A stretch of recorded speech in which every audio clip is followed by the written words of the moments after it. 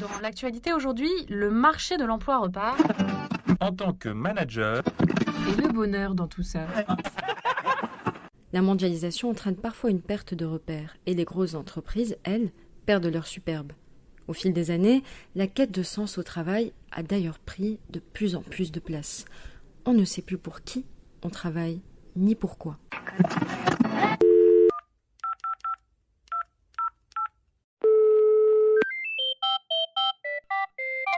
Service après-vente du manager, bonjour! Bonjour, un de mes collaborateurs me dit qu'il veut donner plus de sens à son travail. Alors déjà, qu'est-ce que ça veut dire ? Qu'est-ce que je peux faire pour lui faire comprendre que le sens de son travail, c'est qu'il est utile à l'entreprise ? Dans ma boîte, on ne sauve pas la planète, on doit faire du chiffre. Voilà. Donc du coup, je ne sais vraiment pas quoi faire. Alors un instant s'il vous plaît, ne quittez pas. Bonjour, je suis Karine Aubry, coach en entreprise. J'accompagne les managers à développer leur posture, leur communication et globalement leurs compétences relationnelles. La question que vous posez, elle va sûrement intéresser beaucoup de managers parce qu'elle est devenue centrale aujourd'hui. De plus en plus de collaborateurs en fait, sont en quête de sens dans leur travail, notamment, comme vous l'avez bien perçu, d'un sens qui touche à l'environnement, aux aspects sociétaux. Alors ils questionnent leur contribution à la société en fait, au travers de leur travail. C'est à quoi je contribue, à quoi je suis utile et quel est mon impact. Et de plus en plus, ils ont besoin que leur entreprise elle ait une raison d'être, on va dire un impact positif sur la société. Donc ça, on ne peut pas l'éluder. Et comme vous l'avez perçu aussi, ça peut entrer en tension avec les impératifs économiques, avec le fameux chiffre dont vous parlez. Donc le premier point, bravo à vous d'être à l'écoute et d'avoir perçu ça, c'est important de l'entendre, d'autant que le sens, c'est un des premiers leviers de la motivation. Il peut passer devant les aspirations financières ou de carrière, et aujourd'hui même loin devant. On le voit par exemple en entreprise, on le voit aussi beaucoup dans le monde associatif. C'est assez parlant comme terrain d'expérimentation de voir dans les associations. Donc en fait, c'est une chance que votre collaborateur il l'exprime et que vous l'ayez entendu. Parce que ce qui est courant, c'est que le collaborateur l'exprime trop tard, une fois qu'il a par exemple démissionné, alors que parfois il y avait des choses à faire pour aller dans son sens justement. Donc vous vous demandez, quelle est la meilleure chose à faire ? La première en tout cas, c'est de continuer à écouter ce que vous avez déjà perçu ou entendu. Vous pouvez être questionner, finalement, être curieux. Si j'entends bien, votre collaborateur, il n'a pas encore exprimé de demande, donc il n'y a pas encore le temps de lui trouver des solutions. C'est peut-être plutôt une étape de remise en question, de malaise. Alors, ça peut vous inviter à clarifier avec lui ce qui remet en question et ce qu'il voudrait changer. Et ensuite seulement de voir si vous pouvez y répondre ou pas. Donner du sens à son travail, en fait, ça veut dire quoi ? Concrètement, le sens, c'est quoi ? C'est une finalité positive qu'on associe à son travail, au travail qu'on fait. Ça revient à répondre à la question « à quoi sert ce que je fais ?» à une échelle plus grande, au-delà de simplement mon service, mon département, l'entreprise. À quoi ça sert ? Au final, il peut y avoir beaucoup d'hypothèses. Soit il a envie d'évoluer, il a envie de se sentir plus utile parce qu'il a une phase de sa vie où il trouve que son travail devrait contribuer d'une manière différente à la société. Ou peut-être qu'il a juste lu un article, vous savez, sur les bullshit jobs, ce que l'anthropologue David Graeber a mis en évidence, donc ces jobs qui servent à rien. Du coup, avec toutes ces possibilités, le mieux c'est de lui poser quand même la question à lui et de l'interroger. Parce que peut-être qu'il a des besoins auxquels vous pouvez répondre en termes de sens. Ensuite, vous dites, vous ne voyez pas comment lui faire sentir que son travail a un sens. Ni même s'il serait efficace que vous essayez de le convaincre que son travail a un sens. Ça, c'est bien vu. Le sens, en fait, c'est une affaire vraiment personnelle. Ce qui a du sens pour vous en tant que manager, ça n'aura peut-être pas de sens du tout pour votre collaborateur.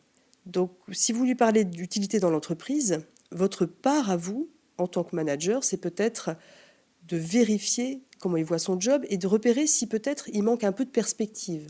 Vous savez, comme cette histoire du tailleur de pierre, là, qui dit « moi, je casse des cailloux », et qui n'a pas connaissance du fait que ces pierres-là vont servir à faire un mur qui fera une cathédrale. Donc, est-ce qu'il a vraiment la perspective de son job ? Il y a beaucoup de collaborateurs qui n'ont pas cette information-là, en tout cas pas suffisamment, et du coup qui perdent le sens. Ils ont l'impression que leur job ne sert à rien parce qu'ils ne voient pas la chaîne dans laquelle ça s'inscrit.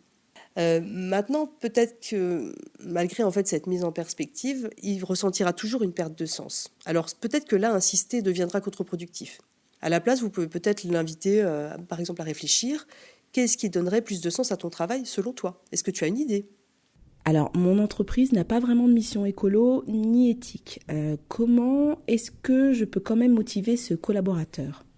Ah oui, c'est une vraie question, parce que la motivation, elle part de la vision du monde de la personne et du collaborateur en l'occurrence, elle part de ses aspirations, de ses valeurs, d'une part qui est assez émotionnelle. Donc vous sentez bien que c'est difficile finalement de le motiver de l'extérieur. Donc si ce collaborateur il a vraiment besoin d'une mission écologique et éthique, peut-être que vous pourrez tout simplement pas le remotiver. C'est une possibilité. À moins qu'il y a peut-être une autre manière de voir. En fait, on peut se dire aussi que la transition écologique, si c'est bien ça le sujet, la transition écologique et sociale, elle se réalise partout, aujourd'hui, dans la société civile comme dans les entreprises, au quotidien. Alors pourquoi ne pas insuffler le changement de l'intérieur? Et vous pourriez peut-être parler à ce collaborateur, s'il ne connaît pas ce terme, des transféreurs. Hein. Ce sont des salariés qui apportent leurs pratiques écologiques au bureau, qui questionnent certains aspects de leur poste. Par exemple, le bilan carbone, vous voyez, les voyages en avion, ce genre de choses, l'impact social, environnemental. Et parfois, ils ont des effets significatifs dans l'entreprise. Donc, vous pouvez aussi challenger votre collaborateur sur ces questions. Est-ce qu'il a appliqué dans son quotidien au boulot ce en quoi il croit profondément? Et puis, est-ce qu'il est allé voir le département RSE, s'il existe, enfin la direction de la RSE, pour voir s'il a des projets en cours et s'il peut contribuer? Ça peut être une façon finalement, peut-être pas de le remotiver, mais en tout cas de le challenger sur ce manque de sens qu'il perçoit et ce qu'il pourrait faire en interne. Mais en fin de compte, la meilleure des choses n'est-elle pas de le laisser partir? Alors vous connaissez peut-être ce dicton, hein, on peut mener le cheval à la rivière, mais pas le forcer à boire. Donc si votre collaborateur n'a plus envie de cette eau, ou en tout cas de ce sens que vous lui proposez, peut-être rien ne sert d'inventer les mérites, il faut le laisser s'épanouir ailleurs. Enfin, c'est vraiment mon idée, c'est qu'on pas forcer les gens à trouver du sens s'ils n'y trouvent pas, ça vient d'eux en fait. Hein. C'est un peu tout mon propos, c'est de dire, on peut leur dire tout ce qu'on veut, leur présenter l'organigramme en disant regarde à quoi tu sers, et s'ils ne voient pas si ça leur parle pas, si c'est pas ce à quoi ils aspirent, ça servira à rien. Quel rôle est-ce que je peux jouer dans ces questionnements? Et déjà, est-ce que je peux intervenir? Ça dépend un peu de la manière dont vous aimez être dans votre rôle de manager. Si par exemple vous aimez écouter, vous aimez dialoguer, avoir de l'empathie, et vous aimez accompagner, alors pourquoi pas lui poser des questions et creuser avec lui, finalement pour l'aider à réfléchir. Pour ouvrir l'échange, il y a pas mal de questions que vous pouvez poser, du type est-ce que tu as l'impression que ton travail manque de sens? Et si oui, en quoi en fait il manque de sens? Est-ce que c'est depuis longtemps? Est-ce qu'il y a quelque chose qui a changé? Qu'est-ce que tu voudrais concrètement changer dans ton poste pour avoir plus de sens? Et si tu changeais ça changerait quoi vraiment pour toi? Vous voyez, c'est des questions qui invitent un petit peu à clarifier cette idée de manque de sens, parce que c'est un peu abstrait finalement. Mon poste n'a pas de sens. Donc ça, c'est si vous, dans votre rôle, vous aimez avoir cette posture d'accompagnement. Si par contre, c'est pas du tout votre tasse de thé, alors vous pouvez aussi bien le renvoyer vers les RH ou vers le service RSE s'il existe, ou un coach interne, un coach externe, etc., pour qu'il puisse questionner un peu plus profondément ce qui se passe pour lui là, dans son rapport avec son job. Service après-vente du manager vous remercie pour votre question. Vous pouvez maintenant raccrocher. Un podcast Cadre Emploi.